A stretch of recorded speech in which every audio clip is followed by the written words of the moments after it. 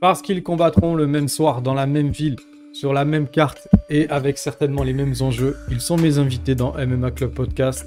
Après des victoires convaincantes lors de la dernière édition estivale d'Ares, ils ont mérité le droit de combattre pour la ceinture des lightweight pour Axel Sola et celle des middleweight pour Virgil Haugen.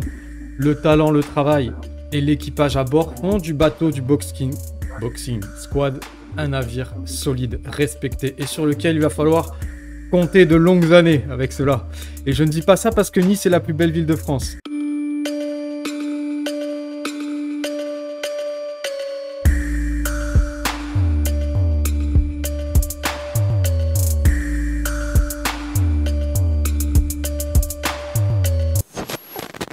Je vous demande une petite fiche d'identité rapide globalement pour ceux qui ne vous connaissent pas. Alors, Axel Sola, 26 ans, 6-0, combattant au Brave et à la RES FFT. Voilà, je vais combattre pour la ceinture de la RES le 15 décembre prochain. Et donc, sûrement le combat professionnel avec le plus gros budget pour moi. Yes. Et voilà, hein, sur la montée. Virgil Haugen, 26 ans, du coup en middleweight. Pareil, je vais combattre pour la ceinture. Je combats juste à la RES en ce moment. Et je suis à 5-0. Ok, c'est cool. Cet été, il vous a servi à quoi? Vous avez soigné des pépins, vous avez pris du repos, vous avez bossé à côté, vous avez déjà entamé des prépas, ça... Qu'est-ce que vous avez fait un petit peu? Alors moi, j'étais censé combattre en septembre. Donc du coup, j'ai passé l'été à me préparer pour que 2 semaines avant, pour des raisons administratives, mon combat soit annulé. Donc c'était un peu chiant parce que du coup, j'ai passé l'année en diète. Donc j'aurais aimé avoir ces 2 mois pour me détendre un peu. Mais bon, c'est partie du sport aussi, hein. Des fois, on se prépare, il n'y a pas de combat pour diverses raisons. Donc c'est partie du métier. Donc voilà, j'ai passé l'été à me préparer. Donc après, là, j'ai pu relâcher un peu fin de l'été. Et là, la préparation est repartie.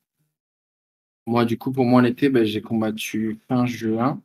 Après ça, j'ai récupéré un petit peu. Je me suis pris des petites vacances. Et puis un peu de tout ce que tu as dit. J'ai un peu bossé en donnant mes petits cours à côté, soigner les petits bobos, travailler un petit peu plus techniquement. Et puis là, on va repartir sur une prépa. Ok, nouvelle saison, petite prépa qui arrive, c'est cool. Ok, d'accord. Alors, Axel, depuis qu'on a fait l'interview, ça fait quelques mois déjà, il y a eu beaucoup de changements. Là, tu es dans une orga française, tu as changé de catégorie.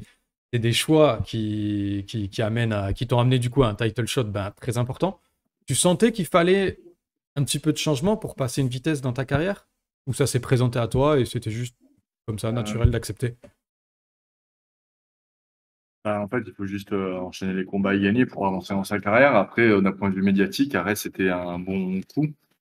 Par rapport au Brave, je sais pas si c'est le business plan de l'Ares qui fait que le fait d'être français, de combattre contre plutôt des Français ou même des étrangers en France, devant le public français, effectivement, ça te met un coup de projecteur un peu plus important que quand on se combattait au Brave ou au Moyen-Orient. Je sais pas, c'est soit mon profil qui accrochait pas avec le public, soit c'était juste le setup de l'organisation qui faisait moins le taf sur cet aspect-là. Donc, tu vois, je gagnais 0 followers quasiment en combattant en Brave, à l'arrêt, sur un combat, j'ai gagné 3000 followers. Donc, c'est pas un truc de fou, mais bon, petit à petit, quoi. Si c'est un combat, je gagne 3000 followers à chaque fois, mais petit à petit, médiatiquement, tu montes et ça te permet éventuellement, enfin, ça te rapproche vers l'objectif de réussir à monétiser un peu ton image sur les réseaux sociaux. C'est un peu l'objectif de tous les fighters.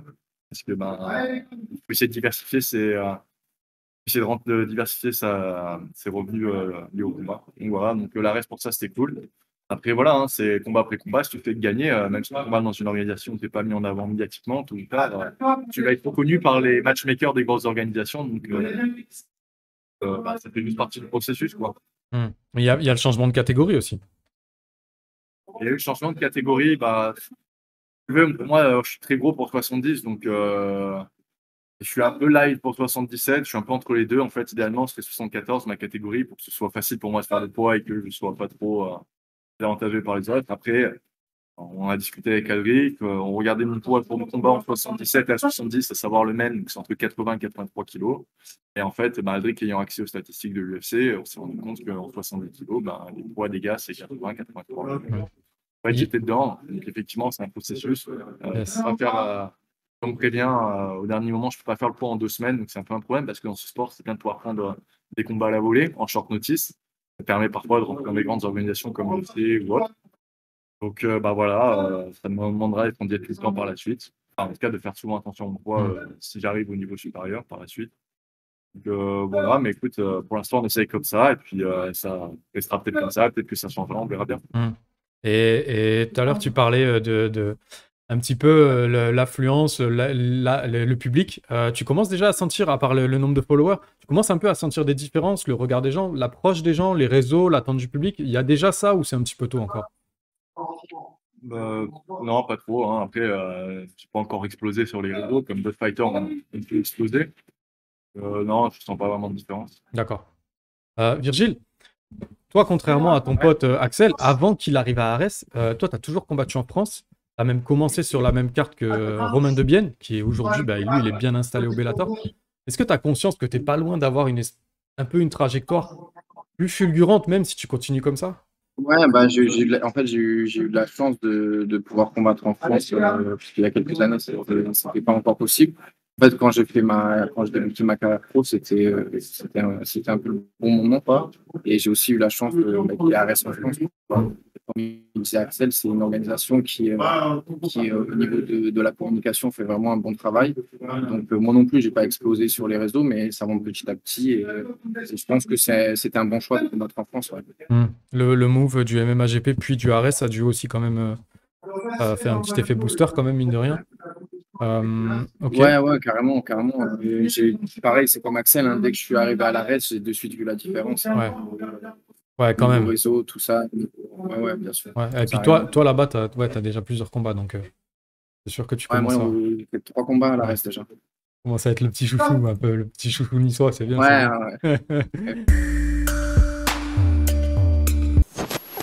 Alors, le prochain combat, donc Arès 18, le 15 décembre. Alors, Axel, on parlait de Baïsangour il n'y a pas si longtemps que ça, toi et moi. Finalement, tu vas affronter Tourpal Younusov, donc c'est un combattant. Voilà, il est très jeune, mais déjà on le connaît bien. Très complet, il aime finir vite, il n'hésite pas à mettre du spectacle dans la recette. Par rapport à son palmarès de 4 victoires, 0 défaites, est-ce que tu considères que c'est déjà un très gros step-up par rapport aux adversaires que tu as combattus au Brave? Il n'y a aucun combat facile, déjà, pour commencer. Bien sûr. Chaque adversaire, il présente une difficulté qui lui est bien particulière. Donc, c'est pour ça que c'est très important de comprendre la personne à qui tu vas faire face. Parce que, par exemple, Tourpal sera plus dangereux sur certaines choses que mes précédents adversaires qui étaient peut-être plus dangereux sur d'autres aspects. Donc, c'est très important de comprendre quels sont les dangers, les points forts et les points faibles de mon adversaire pour ajuster et combattre de manière adaptée à celui-ci. Donc, chaque combat est difficile, autant dans sa prépa que dans sa réalisation, même s'il peut avoir l'air facile en cas de finish rapide de ma part. Donc, comme chaque combat, c'est un combat que je prends très au sérieux et que je prépare à son pour toutes les éventualités. Et ce qui est fou, c'est qu'en très peu de combats, il a montré, moi, à mes yeux en tout cas, très peu de failles. Il a montré d'énormes qualités. Tourpal Younusov, il avait que des mots élogieux à ton encontre. Et je vois que toi aussi, tu mets beaucoup de respect sur son nom, donc c'est cool. Ça promet un bel affrontement. Virgile, toi, normalement, tu vas combattre pour le main event de l'événement. Donc je dis normalement parce que la carte n'est pas encore dévoilée entièrement. Arès 18. En face de toi, c'est Enrique Shigemoto. Donc il est à 14 victoires, 4 défaites. Et il combat en Suisse à la Fight Move Academy. Donc pour ceux qui ne savent pas, c'est la même salle que Tona Kroll, par exemple.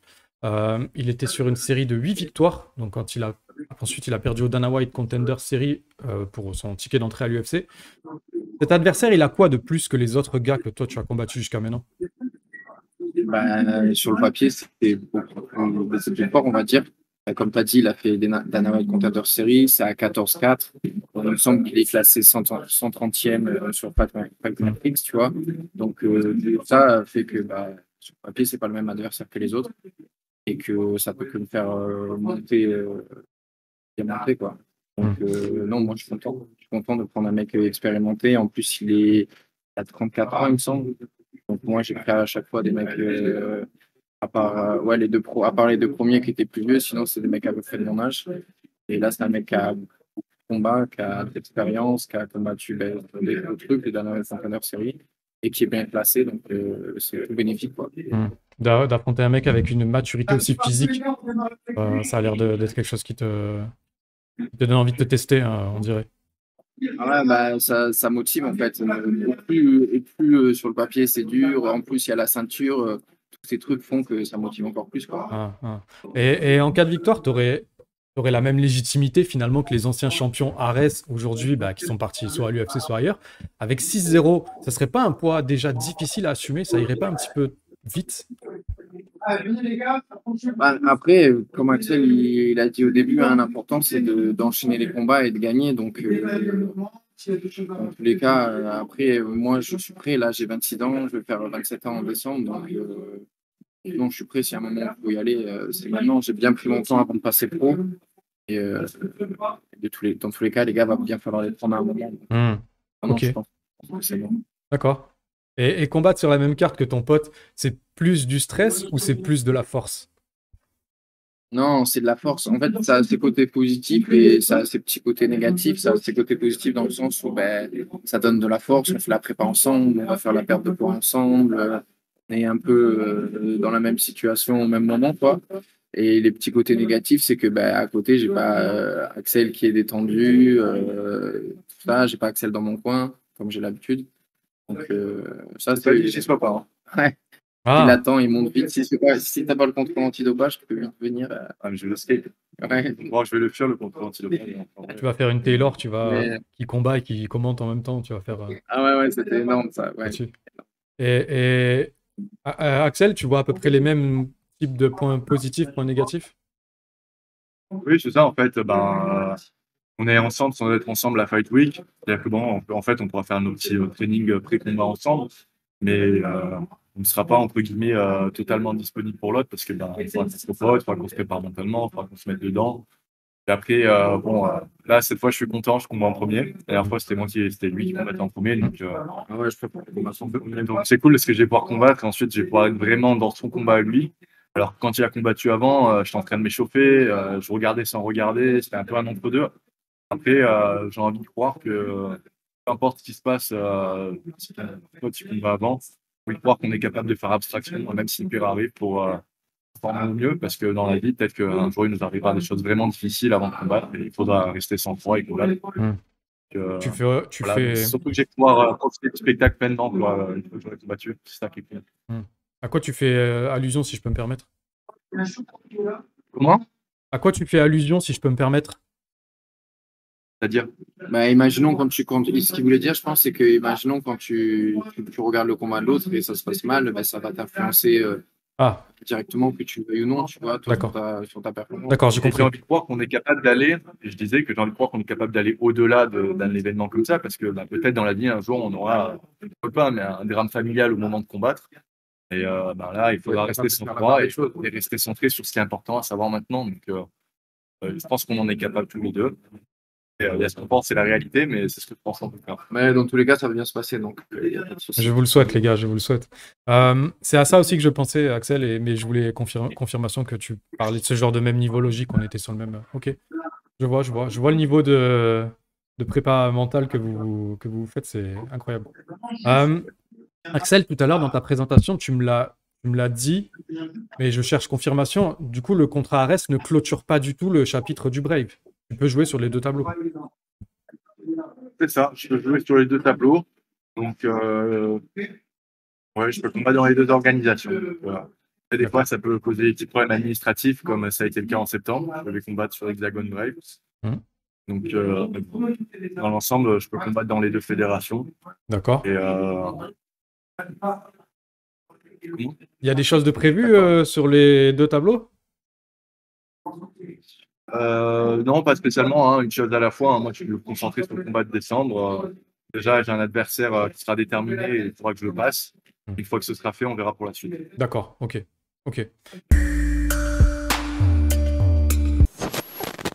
Virgile, tout à l'heure, on parlait de l'UFC. Tu avais l'air assez déterminé dans tes réponses, mais par rapport à, tu vois, l'exemple du moment, l'exemple, c'est Cédric Doumbé qui rebat un petit peu les cartes avec le PFL, tout ça. On parle aussi un petit peu du Bellator. Tout à l'heure, je te parlais de Romain Debienne, par exemple, qui est très inspirant. Tu en penses quoi de ces orgas majeurs secondaires? Est-ce que ça te parle? Bah, en fait, j'en pense que ça dépend à quel moment tu es dans ta carrière. Tu vois. Là, moi, ce que je recherche exclusivement, c'est la performance. Et actuellement, les meilleurs, ils sont à l'UFC, donc naturellement, j'ai envie d'aller là-bas. Après, je peux comprendre qu'à certains moments de ta carrière, tu étais plus envie d'aller rapidement vers l'argent, tu vois. Pas faire tout le chemin de l'UFC et du PFL, toutes ces portes, et c'est plus facile. Donc, ça, je pense que ça dépend des moments de carrière. Et ça dépend aussi Ok. des personnes. Mais Donc- moi, pour l'instant, l'objectif, c'est vraiment de performer et d'atteindre les meilleurs. Donc, pour moi, le top, c'est l'UFC, quoi. D'accord, je comprends. Pour toi, c'est un peu. C'est pas genre tout ou rien, mais quand tu penses PFL, tu penses d'abord sécurité financière, quoi. Avant tout. Ouais, mais en fait, j'y pense même pas. J'y pense même pas. Moi, je pense que à gagner mes combats et si je peux faire le step arrêt UFC, c'est magnifique, Direct, quoi. ouais. Ouais, je vois. Si c'est par une orga ou quoi, ben, je le ferai, tu vois. Après, je laisse un peu Alfric gérer cet aspect-là. Bien sûr. Donc, je lui fais confiance pour ça. Mhm. Il connaît mes objectifs. Mais là où il y a les meilleurs, c'est l'UFC. Donc, pour l'instant, en ligne de mire, c'est que ça. D'accord, ok. Axel, toi, tu as longtemps cherché ta catégorie, j'ai envie de dire. Donc là, tu es en lightweight, c'est finalement acté. Tout à l'heure, tu parlais de potentiellement l'UFC, pareil, et tu disais qu'Aldric avait regardé un petit peu les statistiques, tout ça. Donc tu confirmes que tu resterais dans cette catégorie si tu allais à l'UFC, malgré le fait que tu saches à quel point elle est relevée. Oui, bien sûr. De toute façon, il n'y a aucune catégorie facile. C'est pas par rapport aux autres que je choisis ma caté, c'est par rapport à moi avant tout. De manière à être le plus solide dans ma catégorie le fois possible. Pour l'instant, c'est ça. Et, après, si pour X raison, l'année prochaine, je prends 5 kilos de muscle, j'ai la tête en 77. Ouais. Ou un beau short notice qui se présente aussi, ça peut, voilà, dans une autre caté, Un des beau fois. short notice. Après, voilà, le poids ne fait pas tout. Donc, et c'est clair que c'est une variable à prendre en compte, mais quand t'es bon, t'es bon. D'accord. J'ai une dernière question pour chacun d'entre vous. Virgile, j'ai une citation d'Aldric Cassata. Il m'a dit en interview, s'il n'est pas à l'UFC dans 2 ans, c'est que j'ai raté quelque chose. C'est fort quand même. Qu'est-ce que tu en penses? J'en pense, pour moi, je prends ça que comme du positif. Après, si je m'attarde sur le truc, ça met un peu la pression, ça manque les attentes. Mais moi, c'est du plaisir qui croit en moi et qu'on est sur le bon chemin. Si quelqu'un d'aussi talentueux qu'Aldric pense ça de moi, ça peut être bien pour la suite. T'en penses quoi là, l'idée d'être. C'est quoi, tu serais le deuxième du boxing squad à rejoindre l'UFC après Manon ou je dis une bêtise? Ouais, je serai le deuxième après Manon, mais peut-être le troisième après, Oui. après Axel. Oui, j'ai pas. Ouais. Là, on commence à suivre, à combattre sur la même carte. Idéalement, on combat sur la même carte à l'UFC aussi. Ça serait l'idéal, ça. Hein.